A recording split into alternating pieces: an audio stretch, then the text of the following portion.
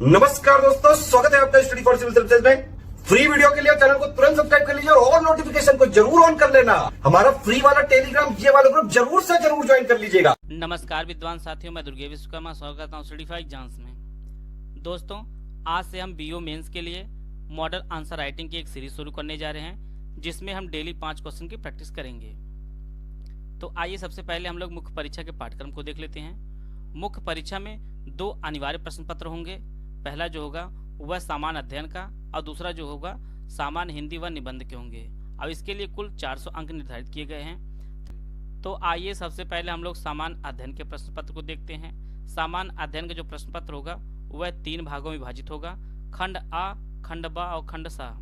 खंड आ के अंतर्गत आपसे 10 प्रश्न पूछे जाएंगे और इसका जो उत्तर होगा वह आपको 125 शब्दों में लिखना होगा और इसमें प्रत्येक प्रश्न के लिए 10 अंक निर्धारित किए गए हैं। और जो खंड बा होगा उसके अंतर्गत आपसे 10 प्रश्न पूछे जाएंगे और इसको आपको 50 शब्दों में इसका उत्तर लिखना होगा और इसके लिए आपको प्रत्येक प्रश्न के लिए 6 अंक दिए जाएंगे। खंड सा के अंतर्गत आपसे 20 प्रश्न पूछा जाएगा और इसका जो उत्तर होगा वह आपको 25 शब्दों में देना होगा। इसके लिए आपको 2 अंक प्राप्त होगा। तो आइए वीडियो शुरू करते हैं। शिवाजी की अष्टप्रधान व्यवस्था क्या थी? मराठा शासक छत्रपति शिवाजी के सलाहकार परिषद को अष्टप्रधान कहा जाता था। शासन के कार्यों को सुचारू रूप से चलाने के लिए शिवाजी ने 8 मंत्रियों की परिषद का गठन किया था, जिसे शिवाजी का अष्टप्रधान मंडल कहा जाता था। अर्थात शिवाजी अपना शासन अच्छी तरीके से चला सकें, इसके लिए उन्होंने 8 लोगों का एक ग्रुप बनाया था और उसी को ही अष्टप्रधान कहा जाता था। अब यह जो ग्रुप के जो मंत्री होते थे वह अपने अपने विभाग के प्रमुख होते थे। अब यह जो मंत्री होते थे यह शिवाजी के सचिव के रूप में कार्य करते थे। आइए हम लोग जानते हैं कि अष्टप्रधान के अंतर्गत कौन कौन लोग सम्मिलित थे। अष्टप्रधान के अंतर्गत पेशवा, अमात्य, वाक्यान्वीस, सुमंत, सुरूनवीस, सरे नौबत, पंडित राव, न्यायाधीश ये सभी शामिल होते थे। आइए जानते हैं इनके कार्य क्या क्या थे। पेशवा जो होते थे यह मंत्रियों के प्रधान होते थे। आज के जो प्रधानमंत्री हैं इन्हीं को ही पहले पेशवा कहा जाता था उस समय। अमात्य जो होते थे वह वित्त मंत्री होते थे।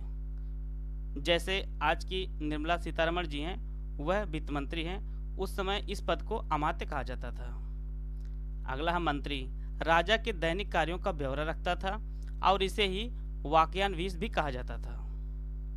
सुरूनवीस यह जो है राजा के पत्र व्यवहार और मुहर जैसे दफ्तरी काम करता था। सुमंत जो पद था इसे आज का विदेश मंत्री कहा जाता है। अगला जो है सेनापति, तो यह तो आप लोग जानते हैं सैनिक प्रधान को ही सेनापति कहा जाता है। और जो पंडित राव का जो पद था वह दान का अध्यक्ष होता था। और जो अगला पद है न्यायाधीश, न्यायाधीश जो है कानून मामलों का निर्णायक होता था। तो इस प्रकार से शिवाजी की अष्टप्रधान व्यवस्था थी। आइए हम लोग देखते हैं अगला प्रश्न। प्रश्न है नई शिक्षा नीति 2020 पर टिप्पणी कीजिए। हाल ही में केंद्र सरकार ने राष्ट्रीय शिक्षा नीति 2020 नेशनल एजुकेशन पॉलिसी 2020 को मंजूरी दी है। यह जो नई शिक्षा नीति है यह 34 वर्ष पुरानी राष्ट्रीय शिक्षा नीति 1986 का यह स्थान लेगी। और यह जो नई शिक्षा नीति है यह इसरो के पूर्व वैज्ञानिक के कस्तूरीरंगन की अध्यक्षता वाली समिति की रिपोर्ट पर आधारित है। नई शिक्षा नीति के अंतर्गत केंद्र व राज्य सरकार के सहयोग से शिक्षा क्षेत्र पर अब पूरी जीडीपी का अब 6% खर्च करने का लक्ष्य रखा गया है। नई शिक्षा नीति 2020 की घोषणा के साथ ही मानव संसाधन मंत्रालय का नाम बदलकर अब शिक्षा मंत्रालय कर दिया गया है। नई शिक्षा नीति में अब 5+3+3+4 का डिज़ाइन किया गया है। पहले यह जो है 10+2 हुआ करता था, अब उसे चेंज करके यह डिज़ाइन किया गया है। और इसमें जो है 3 साल से लेकर 18 वर्ष के बच्चों को शामिल किया गया है।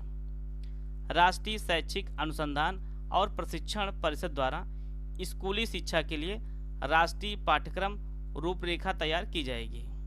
तो इस प्रकार से नई शिक्षा नीति 2020 पर पूरी टिप्पणी हो चुकी है। आइए देखते हैं अगला प्रश्न हम लोग। प्रश्न है जैविक कृषि पर संक्षिप्त टिप्पणी कीजिए।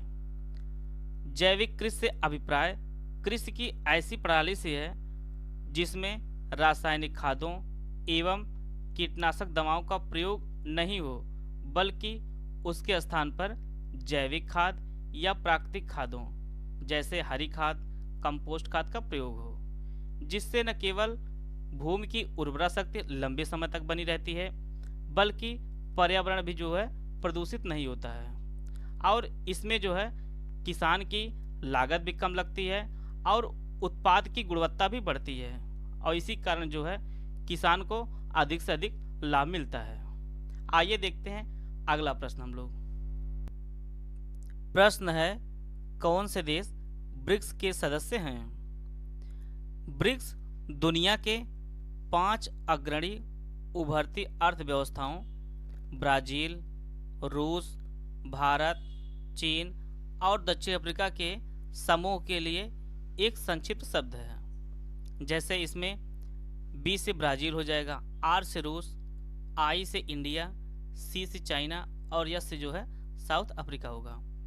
पहला जो ब्रिक्स का शिखर सम्मेलन हुआ था वह रूस में हुआ था और यह 2009 में हुआ था। और ब्रिक्स में जो सबसे अंतिम में जो देश जुड़ा है वह जो है दक्षिण अफ्रीका जुड़ा है। और ब्रिक्स शिखर सम्मेलन की अध्यक्षता प्रतिवर्ष जो है BRICS के क्रमानुसार सदस्य देशों के सर्वोच्च नेता द्वारा होती है। और मैं आपको एक चीज़ बताना चाहता हूँ, इसे R5 का भी ग्रुप कहा जाता है, क्योंकि इन सभी जो 5 देश हैं इनकी सभी जो मुद्राओं का जो नाम शुरू होता है वह R से ही शुरू होता है। जैसे चीन की रॉनबी, रूस की रूबल होती है, दक्षिण अफ्रीका की रैंड होती है और ब्राज़ील की ब्राज़ीलियन रियल होती है और इंडिया की रुपया होती है। इस प्रकार से ब्रिक्स के सभी देश के बारे में जानकारी हमारी हो गई। तो आइए देखते हैं अगला प्रश्न हम लोग। प्रश्न है आदर्श ईंधन के 4 गुणों को लिखिए। आइए सबसे पहले हम जानते हैं ईंधन कहाँ किसे जाता है। ईंधन ऐसे पदार्थ हैं जो ऑक्सीजन के साथ संयोग कर काफ़ी ऊष्मा उत्पन्न करते हैं। भौतिक अवस्था में ईंधन 3 प्रकार के होते हैं। पहला ठोस, दूसरा द्रव और तीसरा जो है गैस। आइए हम लोग जानते हैं कि आदर्श ईंधन के कौन कौन से गुण होते हैं। इसका ऊष्मीय मान अधिक होना चाहिए, अर्थात 1 ग्राम ईंधन जलाने से जितनी ऊष्मा निकलती है उसी को ही ऊष्मीय मान कहा जाता है। आइए अगला गुण हम लोग देखते हैं। यह सस्ता और आसानी से उपलब्ध होना चाहिए। इसका अगला गुण हम लोग देखते हैं। इसके जलने के दौरान या बाद में कोई भी हानिकारक पदार्थ जो है नहीं निकलना चाहिए। इसके नेक्स्ट गुण को हम लोग देखते हैं। इसका जलना नियंत्रित होना चाहिए। आपको ईंधन का ताप कितना रखना है वह आप निर्धारित कर सकें। यह आदर्श ईंधन के गुण होते हैं। इसका प्रज्वलन ताप कम से कम होना चाहिए। यह इसका आदर्श ईंधन के यह एक गुण है। इसकी जो PDF है वह मैं अपने Telegram group study for exam में शेयर कर दूंगा। आप लोग उसे लेकर आप लोग इसको रिवीजन कर लीजिएगा। वीडियो को पूरा देखने धन्यवाद। जय हिंद, जय भारत।